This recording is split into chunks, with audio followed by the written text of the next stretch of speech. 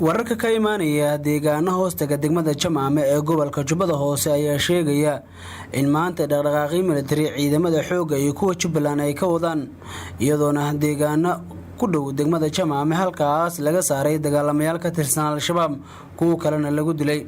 saraakiisha ciidanka Jubbaland ayaa sheegay in 12 dagaalame oo ka tirsan Al-Shabaab ay ku dileen deegaanka Araare ee hoostaga degmada Jamaame ee gobolka Jubbada Hoose. sidoo kale saraakiisha ayaa waxa ay tilmaameen inay burburiyeen saldhigyada Al-Shabaab ay ku lahaayeen deegaanka Araare oo hoostaga degmada Jamaame. dhaqdhaqaaqyo ciidan ayaa ka socda deegaano kale oo hoostaga degmada Jamaame ee gobolka Jubbada Hoose iyadoona halkaas ciidamada militariga iyo kuwa Jubbaland ay ka sameynayaan.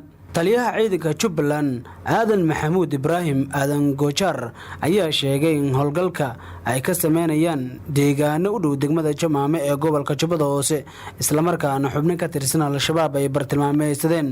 sidoo kale taliyaha ayaa waxa uu shaaca ka qaaday in dhawaan ay ku wajahan yihiin degmada Jamaame oo Al-Shabaab ay joogaan. degmada Jamaame oo ah degmo istiraatiiji ah isla markaana halkaas ay maamulaan dagaalamayaasha Al-Shabaab ayaa ciidamada militariga iyo kuwa Jubbaland waxa ay wadaan sidii Al-Shabaab ay kaga saari lahaayeen deegaankaasi isla markaana ay gacanta ugu dhigi lahaayeen. baran Jubbaland iyo kuwa SNA waxa ay fuliyeen howlgal qorsheysan. howlgalkaas oo ay ka fuliyeen bartilmaameedyo hore loo qorsheeyay oo ay kamid yihiin oo ay fariisimo ku lahaayeen Al-Shabaab kuwaas oo ay kamid yihiin Bangeeni Yaray iyo Coman waqooyigeeda ama galbeedka waqooyiga daado waxaana loogu geystay khasaaro dhimasho iyo dhaawacba leh.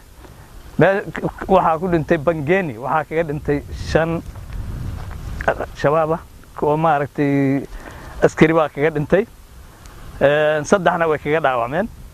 galbeedka Coman waxa ku dhintay 3 baa kaga dhimatay iyadana oo ah maleeshiyaadka Al-Shabaab. khasaarahaas maanta loo geystay meelihii ay fariismada ana waa laga